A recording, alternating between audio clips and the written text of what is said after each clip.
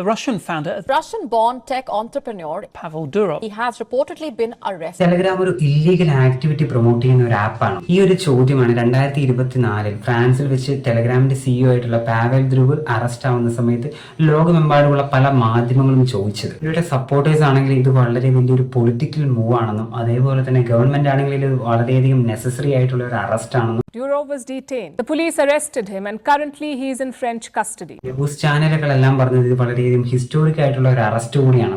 ഇവയുടെ എല്ലാം പിന്നിൽ ഒരു മനുഷ്യന്റെ കഥയുണ്ട്. നമ്മുടെ ഡാറ്റകളെല്ലാം സെല്ല് ചെയ്യുകയില്ലെന്ന് പറയുകയും അതേപോലെ തന്നെ വേൾഡിലെ പവർഫുൾ ഇൻസ്റ്റിറ്റ്യൂഷന്റെ മുമ്പിൽ മുട്ടുമടക്കാതിരിക്കുകയും ചെയ്ത ഒരു മനുഷ്യന്റെ കഥ. അതെ, പാവേൽ ദ്രുവിന്റെ കഥ. പാവേൽ ദ്രുവ് ജനിച്ചത് റഷ്യയിലാണ്. വളരെയധികം ഇൻട്രോവേർട്ടഡ് ആയിട്ടുള്ള, വളരെ ബ്രില്യന്റ് ആയിട്ടുള്ള, കമ്പ്യൂട്ടറോട് വളരെയധികം സ്നേഹമുള്ള ഒരു മനുഷ്യനായിരുന്നു അദ്ദേഹം. പുതിയ പുതിയ കാര്യങ്ങൾ ബിൽഡ് ചെയ്യാൻ ചെറുപ്പത്തിൽ തന്നെ അദ്ദേഹത്തിന് വളരെയധികം ഇൻട്രസ്റ്റ് ഉണ്ടായിരുന്നു. That very year he launched something called Kontakte or Wiki. തന്റെ 20കളിൽ തന്നെ വീക്കി എന്ന് പറയുന്ന ഒരു സോഷ്യൽ മീഡിയ പ്ലാറ്റ്ഫോം അദ്ദേഹം ക്രിയേറ്റ് ചെയ്തു. അത് റഷ്യയിലും യുക്രൈനിലുമെല്ലാം നല്ല രീതിയിൽ തന്നെ പ്രചാരം നേടി. മില്യൺസ് ഓഫ് ആളുകൾ അത് യൂസ് ചെയ്യാനായിട്ടും തുടങ്ങി. 2013കളുടെ അവസാനത്തിൽ യുക്രൈനിൽ യൂറോ മൈദാൻ മൂവ്മെന്റ് എന്ന് പറയുന്ന ഒരു മൂവ്മെന്റ് സ്റ്റാർട്ട് ചെയ്തു. അവരുടെ പ്രധാനപ്പെട്ട ഡിമാൻഡുകളെല്ലാം ഇവയായിരുന്നു: യൂറോപ്പിനോട് കുറച്ചും കൂടി ക്ലോസ് ആയിട്ടുള്ള ബന്ധം സ്ഥാപിക്കുക, ഗവൺമെന്റിന്റെ ഉള്ളിലുള്ള കറപ്ഷൻസ് റിമൂവ് ചെയ്യുക, ഓരോ മനുഷ്യന്റെയും സിവിൽ റൈറ്റ്സും വളരെയധികം പ്രൊട്ടക്ട് ചെയ്യുക, ഗവൺമെന്റിനെ താഴെ ഇറക്കുക.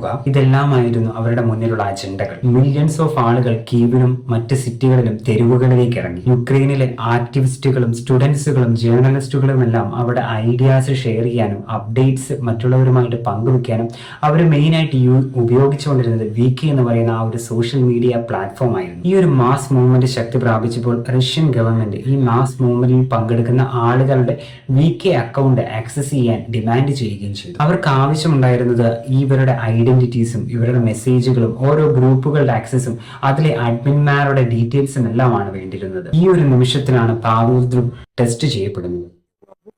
യാതൊരു ഭയവും കൂടാതെ അദ്ദേഹം റഷ്യൻ ഗവൺമെന്റിനോട് നോ പറഞ്ഞു. വളരെയധികം സർക്കാസ്റ്റിക് രീതിയിലാണ് അദ്ദേഹം ഇതിനോട് പ്രതികരിച്ചത്. കൂടിയൊക്കെ ഇട്ട് നിൽക്കുന്ന ഒരു പട്ടിയുടെ ഫോട്ടോ പോസ്റ്റ് ചെയ്താണ് അദ്ദേഹം ഇതിനോട് പ്രതികരിച്ചത്. ഈ ഒരു റിഫ്യൂസൽ വഴിയായിട്ട് അദ്ദേഹവും ഗവൺമെന്റുമായിട്ടുള്ള പ്രശ്നങ്ങൾക്ക് ആരംഭം കുറിക്കുകയായി. അദ്ദേഹത്തെ പ്രഷർ ചെയ്യാൻ വേണ്ടി തുടങ്ങി. ഓഡിറ്റുകളും ഇൻവെസ്റ്റിഗേഷൻസും റെയ്ഡുകളും എല്ലാം തന്നെ അദ്ദേഹത്തെ വളരെയധികം മാനസിക വിഷമത്തിൽ. വികെയിലെ തന്റെ ഫുൾ ഷെയറുകളും അദ്ദേഹം വിറ്റു. താൻ സ്വന്തമായിട്ട് ബിൽഡ് ചെയ്ത കമ്പനിയിലുള്ള കൺട്രോളും അദ്ദേഹത്തിന് നഷ്ടപ്പെട്ടു.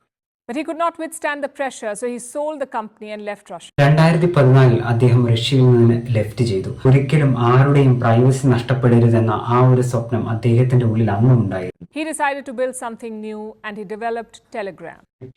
നാട് കടത്തപ്പെടുന്ന ആ ഒരു സമയത്താണ് അദ്ദേഹം ടെലഗ്രാമിന് ആരംഭം കുറിക്കുന്നത്. ഗവൺമെന്റ് സർവൈലൻസും പൊളിറ്റിക്കൽ പ്രഷറും എല്ലാം തന്നെ റെസിസ്റ്റ് ചെയ്യാനായിട്ട് ക്രിയേറ്റ് ചെയ്യപ്പെട്ട ഒരു ചെറിയ പ്ലാറ്റ്ഫോം അതായിരുന്നു Telegram. And what makes Telegram so attractive? It's the same privacy. Telegram ഒരിക്കലും ഒരു ടെക് പ്രൊഡക്റ്റ് അല്ലായിരുന്നു, അതൊരു ഫിലോസഫി ആയിരുന്നു. Telegram also does not share data. It does not hand it out to governments. It does not sell it to other companies.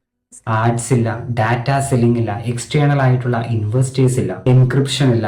ഗവൺമെന്റിന്റെ എല്ലാവിധ back door പരിപാടികളെയും അത് refuse ചെയ്തു. ഒരു സ്മോൾ എക്സ്പെരിമെന്റ് ആയിട്ട് തുടങ്ങിയത് ഒരു ഗ്ലോബൽ പ്ലാറ്റ്ഫോം ആയിട്ട് മാറി. It has around 950 million users, so it is one of the biggest social media platforms out there. 950 million users.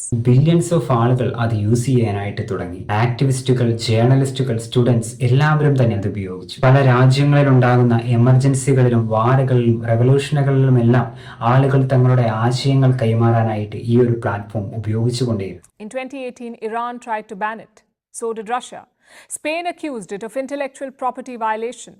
In 2023, Brazil blocked it briefly. Mass surveillance Telegram refuse ചെയ്തതിനാൽ തന്നെ ഗവൺമെന്റുകളെല്ലാം വളരെയധികം അസ്വസ്ഥരായും ഒരു ഡാറ്റയും അവരുടെ കയ്യിൽ എത്തിയിരുന്നില്ല. 2024 ദ്രുവ് ഫ്രാൻസിൽ ഡിറ്റെയിൻ ചെയ്യപ്പെടുന്നത്. ഇതൊരു വലിയ ഹെഡ്ലൈൻ ആവുകയും ഒരു വലിയൊരു ഡിബേറ്റിലേക്ക് ഇത് വഴി തുറക്കുകയും ചെയ്തു. ഗവൺമെന്റുകൾ ടെലഗ്രാം എന്ന പ്ലാറ്റ്ഫോമിന്റെ മോഡറേഷനെ കുറിച്ചും അതിന്റെ മിസ്യൂസിനെ കുറിച്ചും വളരെയധികം കൺസേൺഡ് ആയിരുന്നു. ഈ ഒരു അറസ്റ്റ് ഡിജിറ്റൽ പ്രൈവസിയെ കുറിച്ചുള്ള പലയധികം കൺസേൺസ് ആണ് നമ്മുടെ മുന്നിൽ വെക്കുന്നത്. പാവേൽ ധ്രുവ് എന്ന് പറയുന്ന മനുഷ്യൻ ചില ആളുകൾക്ക് ഒരു വിഷണറിയാണ്, മറ്റു ചിലർക്ക് പ്രത്യേകിച്ച് ഗവൺമെന്റ്സുകൾക്ക് അദ്ദേഹം ഒരു പ്രശ്നക്കാരനാണ്, ബാക്കി ചിലർക്ക് അദ്ദേഹം പ്രൈവസി എങ്ങനെ ആയിരിക്കണം എന്നതിന്റെ ഒരു സിംബൽ കൂടിയാണ്. ഡിജിറ്റൽ ഫ്രീഡത്തെ കുറിച്ചുള്ള ചിന്തകൾക്ക് മാറ്റം വരുത്താൻ അദ്ദേഹത്തിന്റെ പ്രവൃത്തികൾക്ക് സാധിച്ചിട്ടുണ്ട്. തന്നെ വിശ്വസിച്ച് തന്റെ പ്ലാറ്റ്ഫോം യൂസ് ചെയ്യുന്ന മില്യൺസ് ഓഫ് ആളുകളുടെ വിശ്വാസത്തെ സംരക്ഷിക്കാനും അദ്ദേഹത്തിന് സാധിച്ചു. ഈ ഒരു ചെറിയ വീഡിയോയിലൂടെ പാവേൽ ധ്രുവിന്റെ ജീവിതവും അതേപോലെ തന്നെ ആ ഒരു ടെലഗ്രാം എന്ന് പറയുന്ന ആ ഒരു കമ്പനിയുടെ ഗ്രോത്തുമാണ് നമ്മൾ എസ്പെഷ്യലി ഡിസ്കസ് ചെയ്തത്. ഇതിനേക്കാൾ വലുതാണ് ടെലഗ്രാം എന്ന കമ്പനിയും അതിലെ സിഇഒയും. അതിനാൽ തന്നെ അദ്ദേഹത്തെക്കുറിച്ചും ടെലഗ്രാം എന്ന് പറയുന്ന ആ ഒരു കമ്പനിയെ കുറിച്ചും നിങ്ങൾക്കറിയാവുന്ന കാര്യങ്ങൾ നിങ്ങൾക്ക് കമന്റ് ബോക്സിൽ കമന്റ് ചെയ്യാവുന്നതാണ്.